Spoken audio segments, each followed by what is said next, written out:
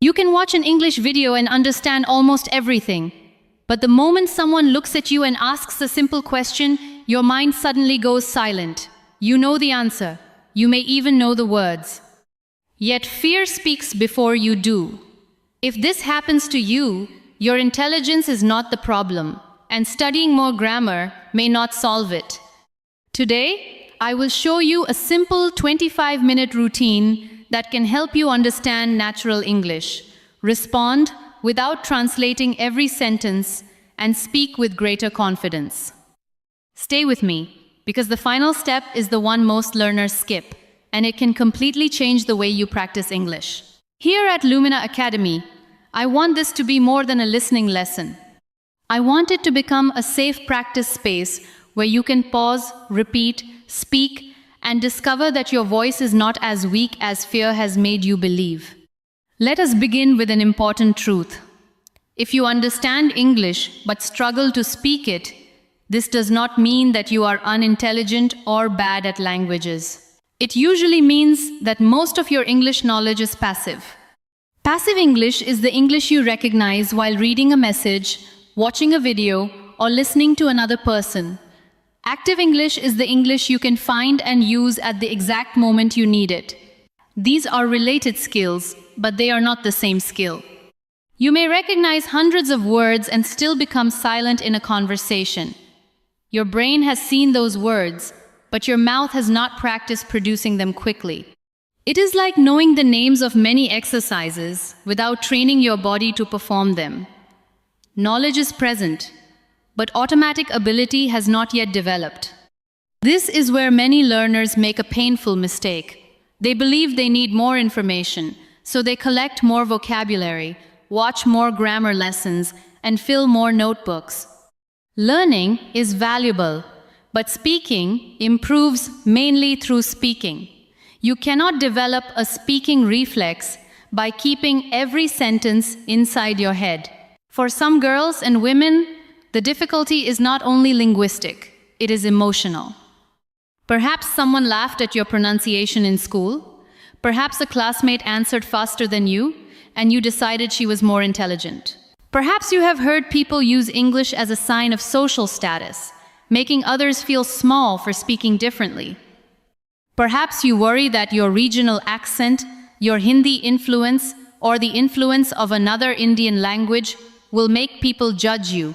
You may also have learned to avoid mistakes, because mistakes attract attention. You want every sentence to be correct before you say it. While you are checking the tense, choosing the perfect word, and questioning your pronunciation, the conversation has already moved forward. I want you to separate two ideas that should never have been joined together. Your English level is one thing. Your intelligence and worth are something completely different. English is a communication skill. It is not a test of your character. It cannot measure your creativity, discipline, kindness, courage, or ability to understand the world. A woman can speak simple English and have extraordinary ideas. Another person can speak fluent English and still have very little to say. Your first language is not an obstacle that must be erased. It carries your memories, relationships, humor, culture, and identity. You do not have to disrespect one language in order to learn another. But when you want to speak English more quickly, you must give your brain regular opportunities to practice English directly. Now let us be honest about the word quickly. Improving quickly does not mean becoming perfectly fluent in 7 days. It does not mean waking up with a new accent. It means noticing real changes sooner because your practice is focused. You begin answering without such a long pause. You recover more calmly after forgetting a word. You speak for 1 minute instead of 10 seconds. You participate once in class instead of staying silent for the entire lesson. These changes may look small from the outside, but inside a learner, they are enormous. Let me tell you about a young woman named Zoya. She lived in Lucknow and was completing a nursing course. She understood her textbooks well, and she could write acceptable answers in English. But during practical training, she became nervous whenever a supervisor asked her a question in English. One afternoon, a supervisor asked Zoya to explain how she would reassure an anxious patient. Zoya understood the question. She even had a thoughtful answer. But two students were standing nearby, and she became conscious of every word. She began, stopped, and finally said, "I know the answer, but I cannot explain." For the rest of that day, she kept replaying the moment in her mind. She was not upset because she lacked knowledge. She was upset because fear had hidden knowledge she already possessed. That evening, Zoya opened her textbook and prepared to memorize more vocabulary. Then she stopped. More vocabulary had not solved the real problem. She needed to practice retrieving the English she already knew while experiencing a little pressure. So she began a daily routine I call the Voice Loop 25. The Voice Loop takes approximately 25 minutes. It trains your ears, mouth, memory, and confidence in one connected routine. You listen, imitate, personalize, record, and communicate. Instead of studying 5 unrelated things, you take a small group of useful expressions through a complete cycle. For the first 5 minutes, choose a short piece of clear English. It might be part of an educational video, a simple interview, or a short conversation. Do not choose something so difficult that every sentence confuses you. Your goal is not to prove how advanced you are. Your goal is to notice useful language. Listen to the same short section more than once. On the first listen, understand the general meaning. On the second, notice how the speaker joins words and where the voice pauses. On the third, choose 3 to 5 expressions you could actually use. For example, you might hear these expressions. From my experience, I'm not completely sure, but could you explain that again? And the main reason is. Do not collect 20 expressions. A small number used repeatedly is more powerful than a long list forgotten tomorrow. During the next 5 minutes, shadow the speaker. Shadowing means listening to a short phrase and repeating it with a similar rhythm. You are not trying to steal anyone's accent. You are training your mouth to move through English more smoothly. Let us practice now. Listen first. I understand the question. Give me a moment to think. Now say it slowly. I understand the question. Give me a moment to think. Once again, but this time, say it as if you are speaking to a teacher or interviewer. I understand the question.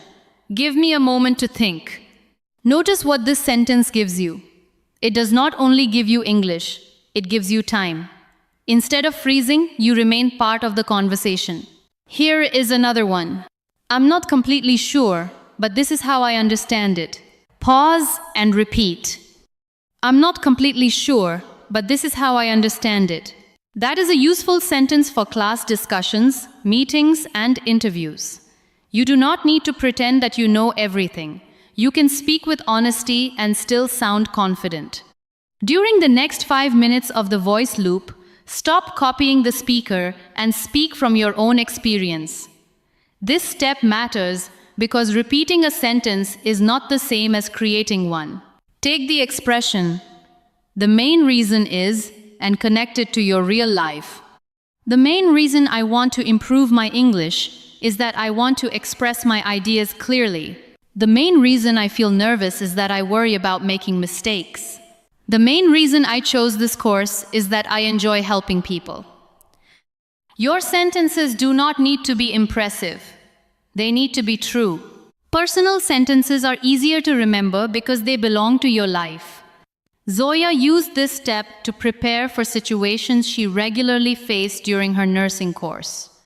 Instead of memorizing complicated speeches, she practiced short responses such as, "First, I would listen carefully," and "I would explain the process in simple language." At the beginning, her voice sounded uncertain. She often stopped halfway through a sentence and started again. On the 4th day, she became frustrated because she forgot a word she had used correctly the day before. This is important. Progress is not a straight line. A difficult practice day does not mean the method has failed. Tiredness, stress, and unfamiliar situations can temporarily make speaking harder. Do not use one uncomfortable day as evidence that you cannot improve. The next 5 minutes are for recording and reviewing. Use the voice recorder on your phone and speak for 60 to 90 seconds. Describe your day, answer a practice question, or explain a simple opinion. Then listen once without insulting yourself. Many learners hear their recorded voice and immediately say, "I sound terrible." That reaction is emotional, not educational. Replace it with 3 useful questions. Was my message understandable? Where did I pause for too long? Which sentence would I like to say more clearly? Choose only one thing to improve. Perhaps you spoke too softly. Perhaps one important word was unclear. Perhaps your sentences were too long. Record the answer again with that single improvement. Your recording is not a performance for the world. It is information for you. In the final 5 minutes, create one real or simulated conversation. If you have a trusted partner, exchange a few voice notes in English. If you are alone, play both roles. Imagine that you are joining an online meeting. Good afternoon. Can you hear me clearly? Yes, I can hear you. I would like to add one point. Of course, please continue. I think we should give learners more time to practice. Now change the final sentence and make it personal. Say something you might genuinely contribute in your class, workplace, or community. This final stage teaches your brain to use English as communication, not recitation. At the end of the 25 minutes, take a brief mental review. Ask yourself, what did I use today that I could not use easily yesterday? Which expression will I carry into tomorrow? Zoya did not feel confident after her first voice loop. She did not feel fluent after the third. But after several days, something practical began to change. When she forgot a word, she no longer ended the entire answer. She learned to rescue the conversation. That ability is more valuable than knowing every word, because no speaker knows every word. Listen to these rescue phrases and repeat them with me. Let me explain it in a simpler way. Again, let me explain it in a simpler way. I don't remember the exact word, but I can describe it. Repeat. I don't remember the exact word, but I can describe it. What I'm trying to say is that we need more time. Now you. What I'm trying to say is that we need more time. Could you please repeat that more slowly? Repeat it calmly. Could you please repeat that more slowly? These are not signs of weak English. They are tools used by capable communicators. A conversation does not require perfection. It requires the ability to continue. And continuing does not mean speaking as fast as possible. Many learners believe that speed is proof of fluency.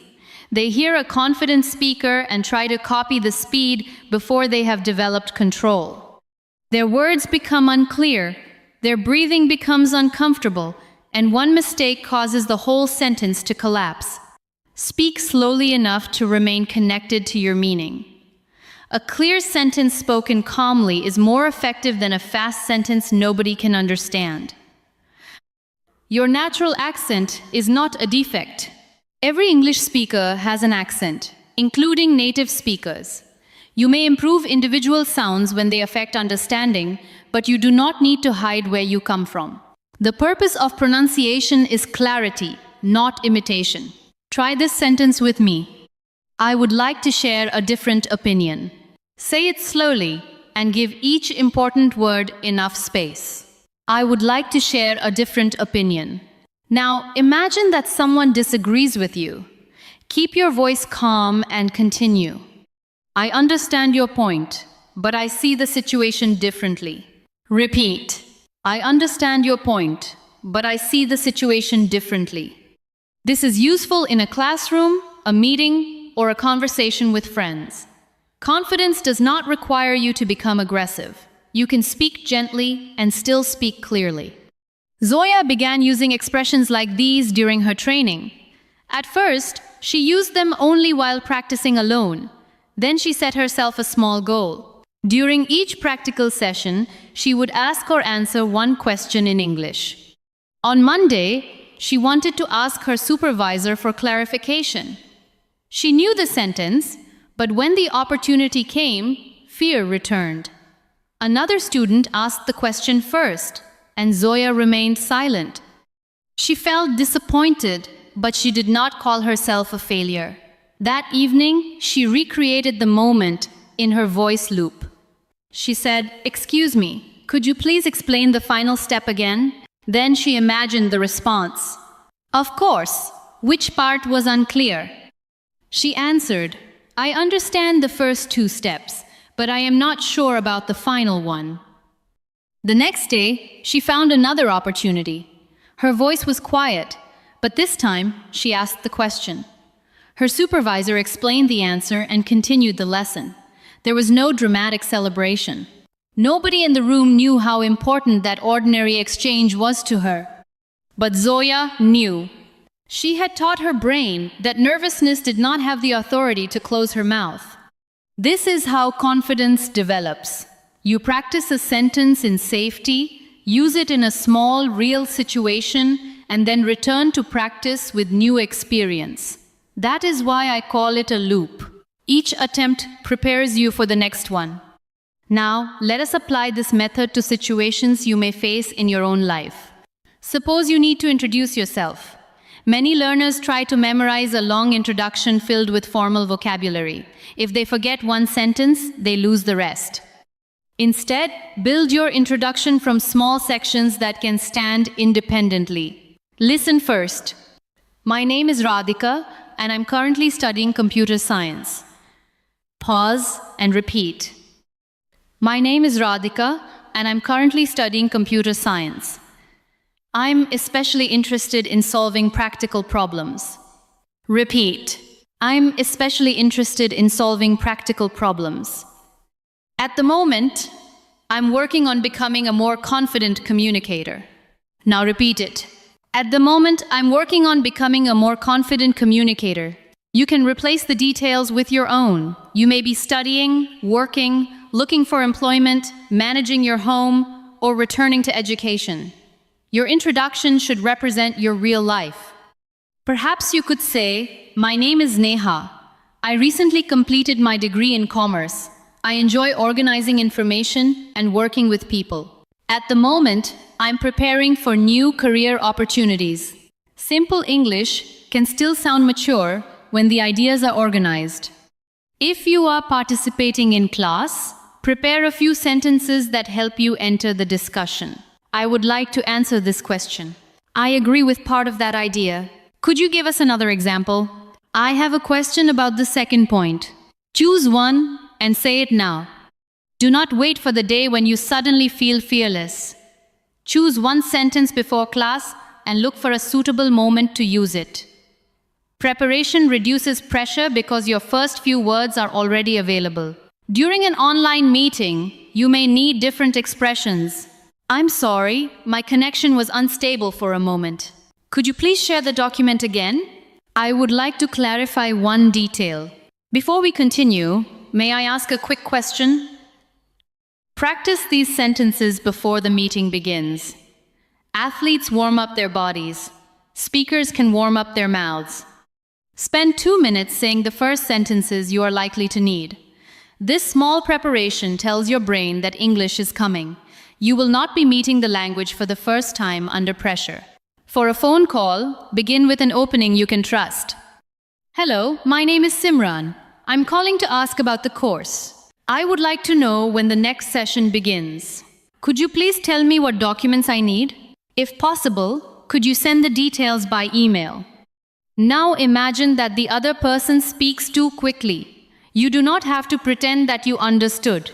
Say, "I'm sorry, I didn't catch the last part. Could you please repeat it more slowly?"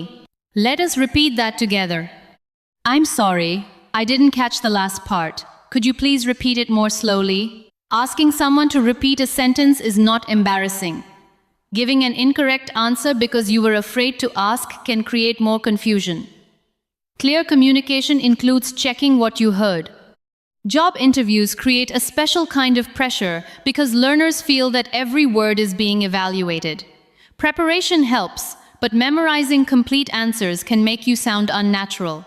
If the interviewer changes the question slightly, your memorized paragraph may no longer fit.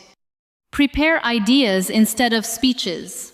For the question, tell me about yourself. Choose 3 ideas: your present situation, 1 useful strength, and what you hope to contribute or learn. You might say, I recently completed my degree in business administration. During my final project, I discovered that I work well when I have to organize a team and solve unexpected problems. I'm now looking for an opportunity where I can continue learning and contribute responsibly. You do not need complicated words. You need a clear structure. Now let us practice a common interview question. Why are you interested in this opportunity? Take a moment before answering. You can begin with, I'm interested in this opportunity because it matches both my skills and the direction in which I want to grow. Repeat that sentence slowly. I'm interested in this opportunity because it matches both my skills and the direction in which I want to grow. Then add a specific reason from your own life. Specific ideas sound more convincing than memorized praise. If your mind becomes blank, use the phrase we practiced earlier. That is an important question. Give me a moment to think. A thoughtful pause is better than a rushed answer. Now we need to speak honestly about grammar. Grammar matters because it helps people understand when something happened, who performed an action, and how ideas are connected. But grammar should support communication, not prevent it. You do not need to master every rule before you begin speaking. Use the grammar you already know, notice the mistakes that repeatedly cause confusion, and improve them through focused practice. Imagine that you say, yesterday I go to the library. The listener will probably understand you, even though the verb should be in the past tense. You can correct it and repeat. Yesterday I went to the library. That correction is useful. Saying nothing because you feared choosing the wrong verb would give you no speaking practice at all. Do not try to correct 5 grammar problems while you are still speaking. Finish the thought first. Review it afterward. Communication and correction can work together, but they do not always need to happen at the same second. Zoya had a habit of stopping whenever she noticed a mistake. She would say, the patient needed no, the patient needs, and then lose her entire idea. During her recordings, she practiced completing the message before correcting it. She learned to say, the patient needs clear information. If she heard a mistake in the recording, she repeated the complete sentence correctly afterward. Gradually, correct patterns became more familiar because she heard herself using them in meaningful situations. If you do not have an English-speaking partner, please do not use that as a reason to postpone speaking. A partner can help, but there are many ways to create active practice alone. You can narrate a task while you are doing it. Not every object needs a label, and not every action needs to become a vocabulary lesson. Choose one real activity and explain your decisions. While preparing for college, you might say, I have an early class today, so I need to leave before 8.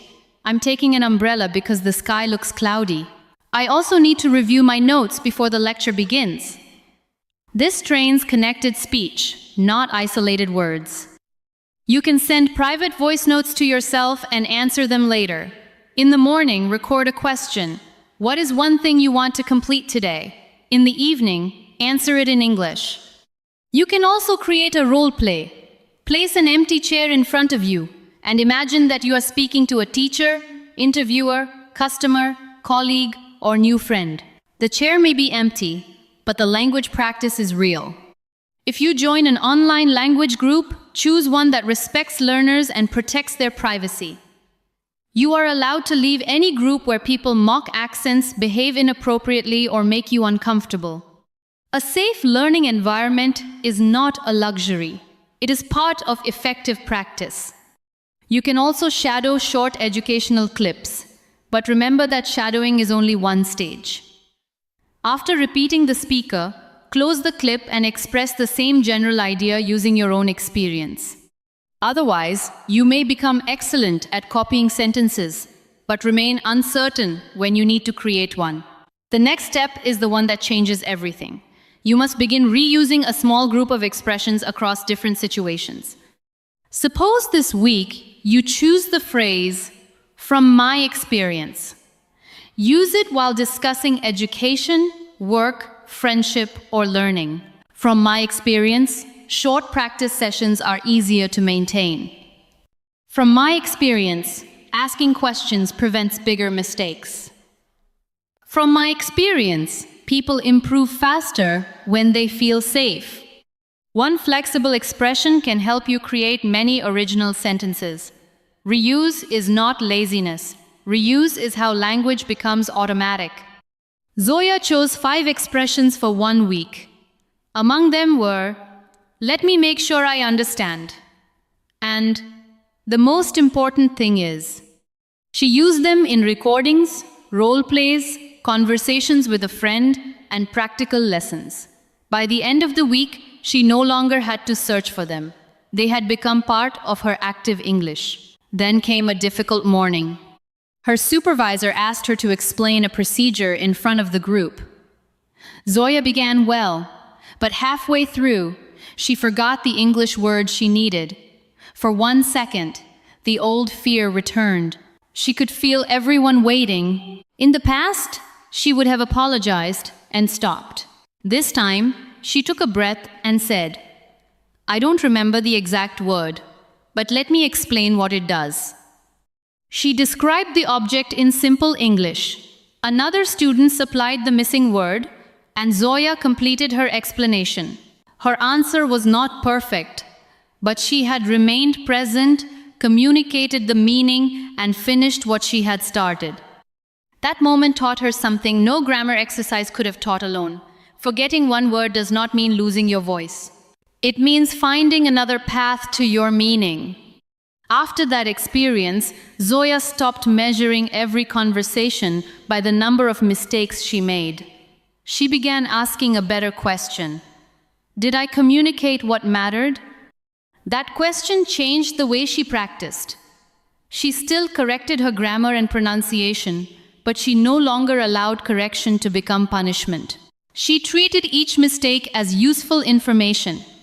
If people could not understand a word, she practiced that word more clearly. If her answer became confusing, she shortened her sentences. If she paused too often, she reused the same expressions until they became familiar. You can do the same. When reviewing your English, do not say, "My speaking is bad." That sentence is too general to help you. Be specific. Say, "I need to speak more loudly."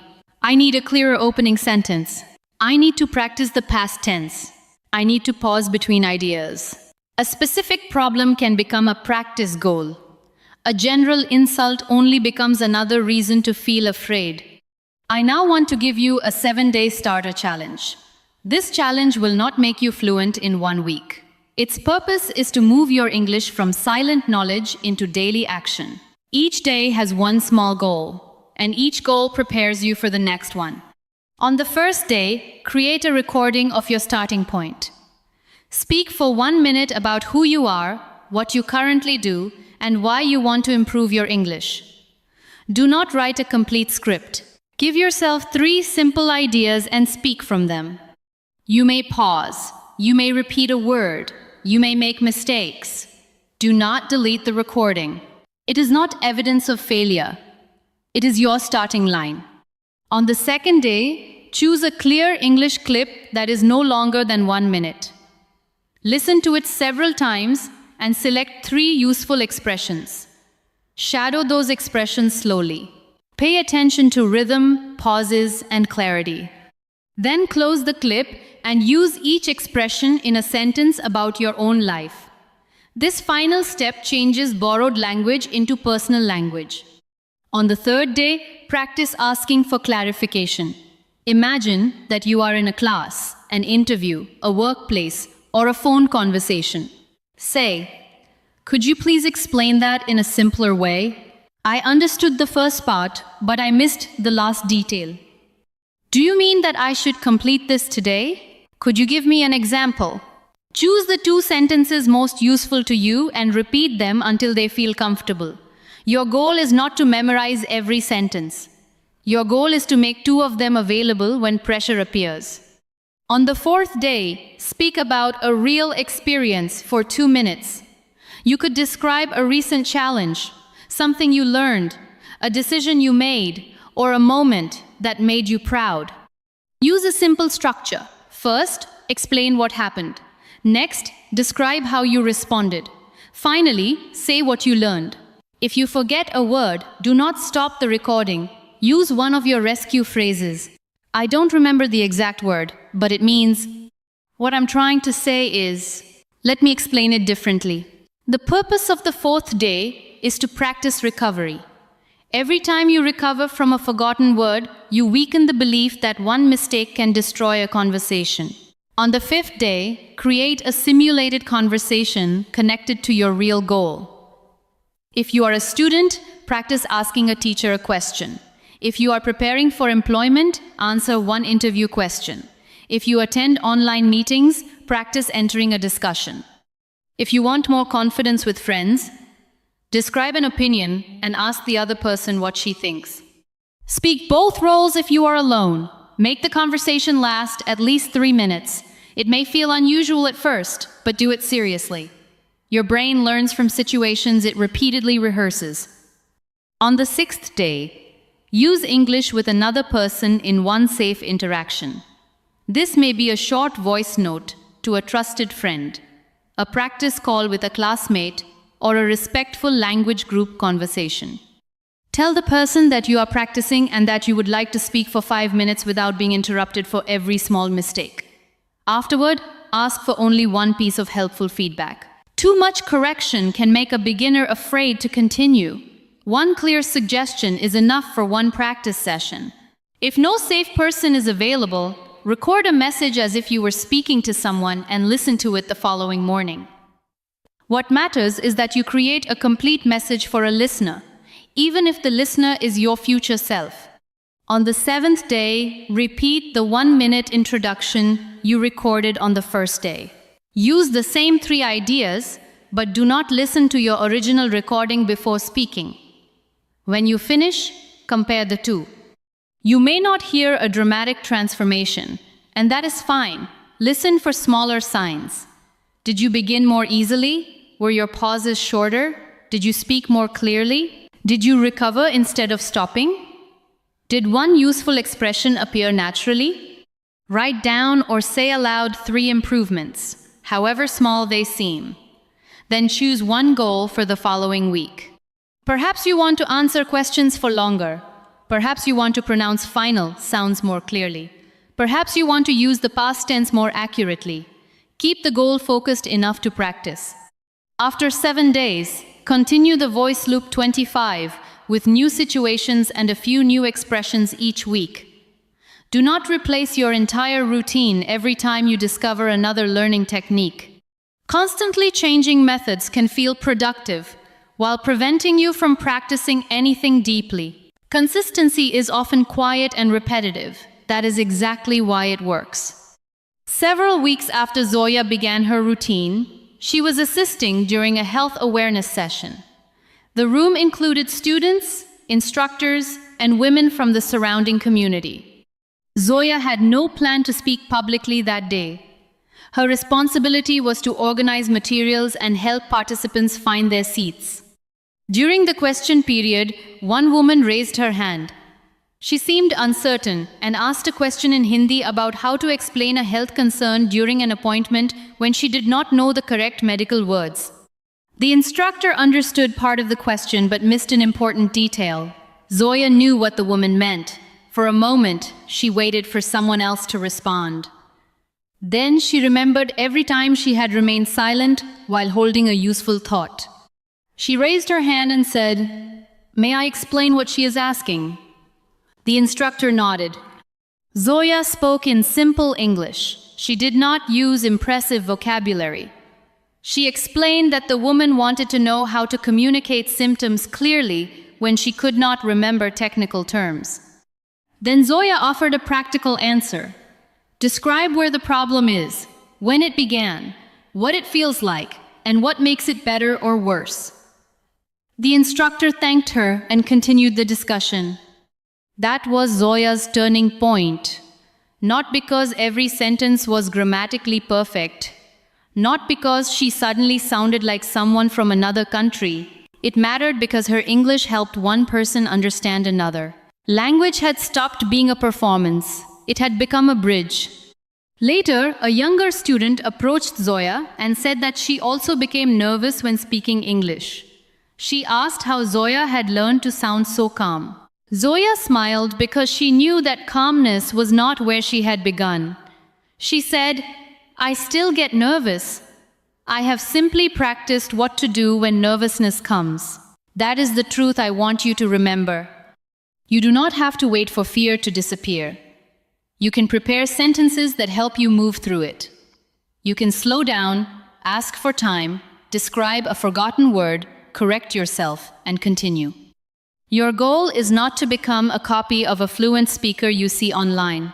You do not know how many years that person has practiced or how many mistakes were removed before the video reached you. Comparing your beginning with someone else's polished result will make genuine progress difficult to recognize. Compare your voice with your own voice from last week. Can you answer one more question? Can you speak for 30 seconds longer? Can you ask for clarification instead of pretending to understand? Can you express one honest opinion even when your grammar is simple? That is meaningful progress. There may still be days when English feels difficult. You may speak comfortably with a friend and freeze during an interview. You may pronounce a word correctly at home and forget it in class. Confidence can change from one situation to another because pressure changes. Do not conclude that all your progress has disappeared. Return to your safe routine. Recreate the difficult situation and practice it again. Each return makes you more prepared. And please remember that speaking English should add possibilities to your life, not make you ashamed of the languages you already speak. Being multilingual is not a weakness. It means your mind already knows how to carry meaning through more than one system of sounds, memories, and relationships. You are not beginning with nothing. You are building another way to express what is already within you. Speak slowly enough to honor your ideas. Use simple words when they are the clearest words. Learn grammar without waiting for perfection.